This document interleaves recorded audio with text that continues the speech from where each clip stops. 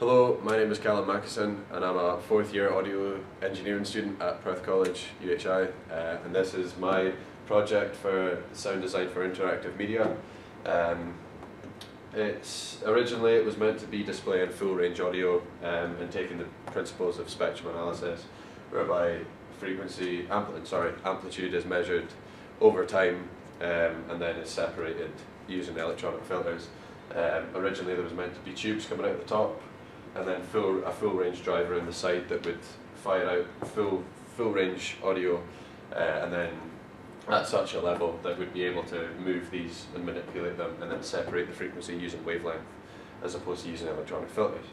But I broke the driver that I was meant to be using, so I have also built this.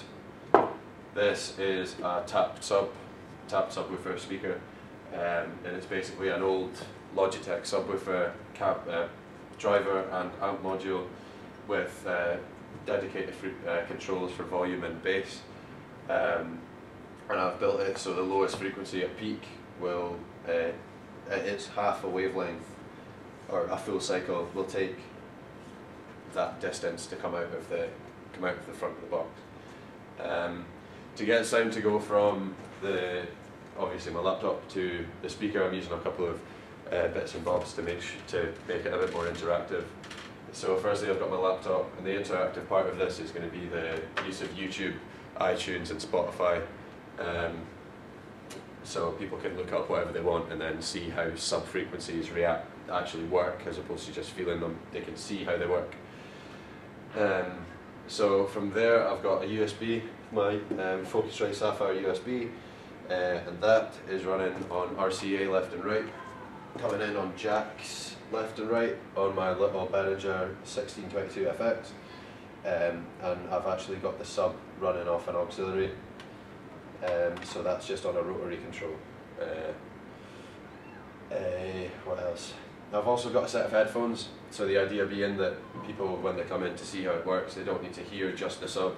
You put on a set of headphones and get the full range sound, and it's got a dedicated level as well, so it's able, so you can hear it at an audible level that's not dangerous.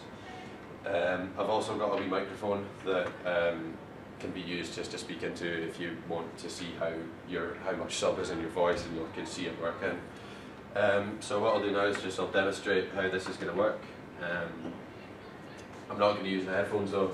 I'll just put a song on that's going to show how it works. So I'm going to go for something a bit with a lot of sub in it, just because it's going to be the best way to display this. So we'll go for.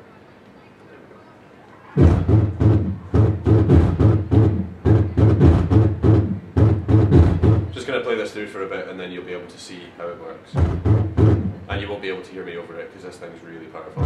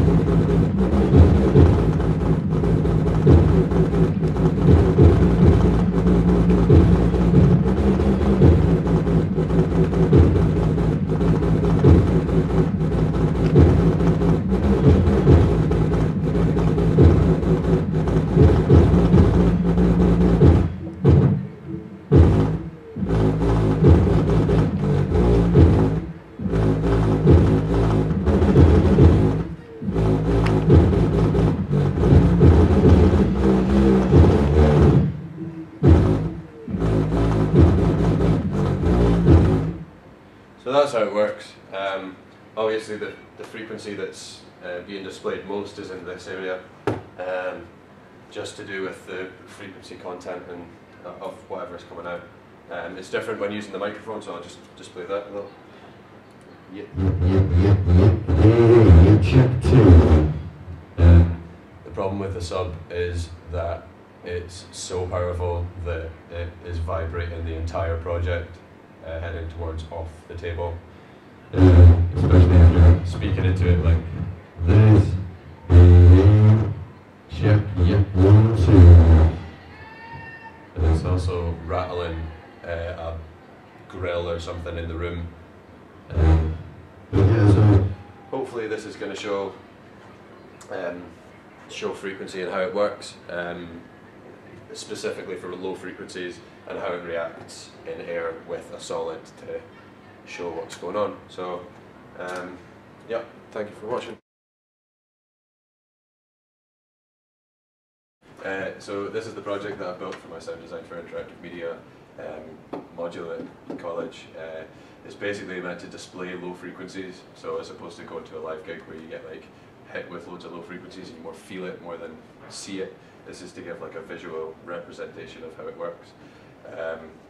This is a sub that I've built myself from an old sub, so it takes like the principles of sound, like the driver faces into the box, and then the distance it takes to come out of the driver and come out of the box is all built in, and the distance is like calculated from its lowest frequency at peak amplitude.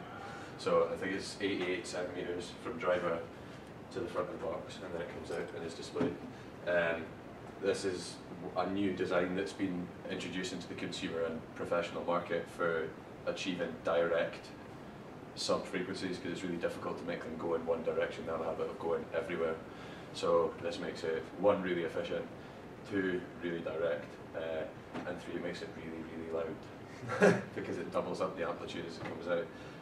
So I don't know if you want to pick a track to play through it, just to like hear the difference. I've got it rigged up to these 2 speakers as well. I did have headphones, but it was a bit of a pain. Any preferences? Yeah. Sister Sledge. Sister Sledge. Why did you? Just leave it at 9. Lost in Music. Oh, just that one, yeah? Yeah. Sweet. It's pretty loud. But basically there should be a comparison of like the front of the speaker, like where everything's coming out, there should be a lot louder than what is at the back. So where you're standing now, you'll probably hear a lot less. But then if you come over here and then hear the difference, because as I say, it's really direct. Yeah. So you should be able to hear a hell of a lot more from that side. Maybe give it a bit more.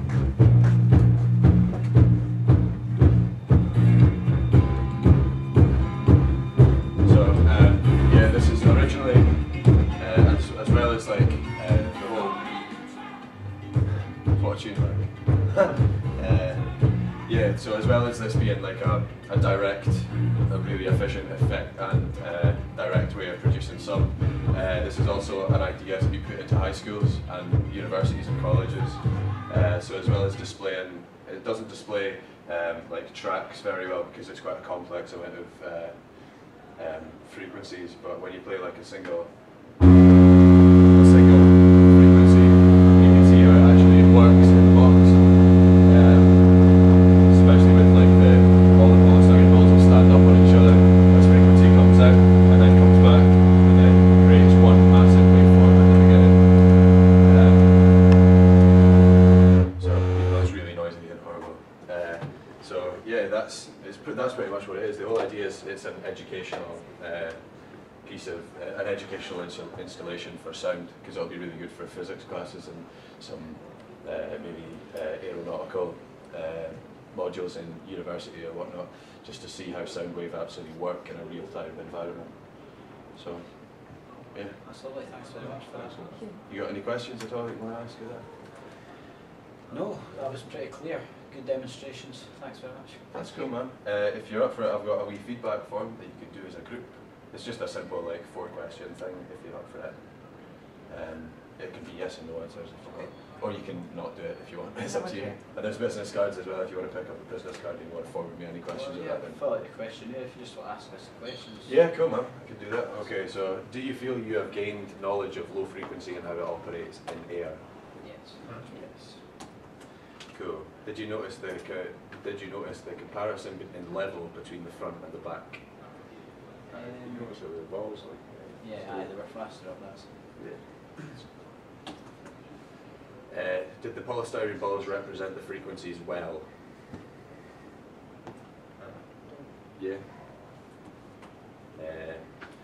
The idea of the project is for education, specifically in high school education. Would this benefit education of sound to this age group? As it's official. Yeah. Official, right. Excellent. And that's you. Thanks very much. Well, thank you very much, guys. Lifesavers. There's business cards there if you want to pick one up. Oh, no, that's Yeah. fine, but all the best for your project. Thank you very much. Thank you. Thank you.